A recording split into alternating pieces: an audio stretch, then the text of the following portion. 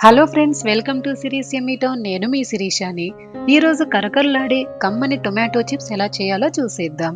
పుల్ల పుల్లగా, కారం కారంగా, క్రిస్పీగా, తిన్న కొద్దీ తినాలనిపించేలా చాలా బాగుంటాయి. ఎక్కువ టైం తీసుకోదు, చాలా ఈజీగా చేసుకోవచ్చు. మరి ఎలా ప్రిపేర్ చేసుకోవాలో చూసేద్దాం రండి.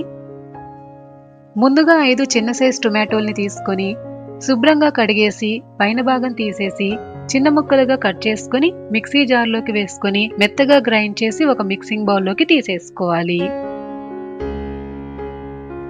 ఇప్పుడు ఈ టొమాటో పేస్ట్లో పావు టేబుల్ స్పూన్ పసుపు, రుచికి సరిపడా ఉప్పు, 1 టేబుల్ స్పూన్ కారం, పావు టేబుల్ స్పూన్ జీలకర్ర పౌడర్, ఇంకా తగినంత మైదా పిండి వేసుకుంటూ చపాతీ పిండిలాగా కలుపుకోవాలి.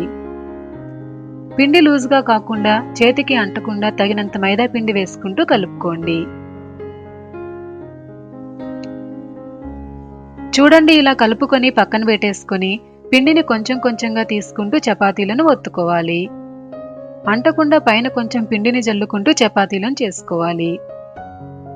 మందంగా కాకుండా వీలైనంత పల్చగా ఒత్తుకోండి. ఇలా చపాతీ చేసుకున్నాక చాకుతో వీడియోలో చూపిస్తున్నట్లుగా కట్ చేసుకోండి.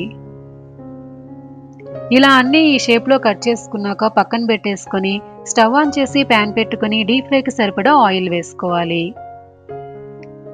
ఆయిల్ వేడయ్యాక కట్ చేసుకున్న చిప్స్ని మెల్లగా ఆయిల్లోకి వేసేసుకోండి.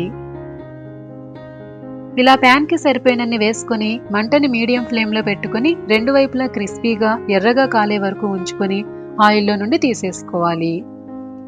అంతే, క్రిస్పీ టొమాటో చిప్స్ రెడీ. కరకరలాడుతూ పుల్ల పుల్లగా, కారం కారంగా చాలా బాగుంటాయి. తినడం స్టార్ట్ చేస్తే అప్పుడే అయిపోయాయా, ఇంకా ఉంటే బాగుండు అనిపిస్తుంది. అంత బాగుంటాయి. 10-15 రోజుల పాటు స్టోర్ చేసి పెట్టుకోవచ్చు. మరి ఈ స్నాక్ రెసిపీ కనుక మీకు నచ్చినట్లయితే లైక్ చేసి షేర్ చేయండి. అలాగే ఎలా ఉందో కామెంట్ చేయండి. ఇంకా ఇలాంటి టేస్టీ రెసిపీస్ కోసం సిరీస్ యమ్మీ టౌన్ ఛానల్ని సబ్స్క్రైబ్ చేసుకోండి. Thanks for watching.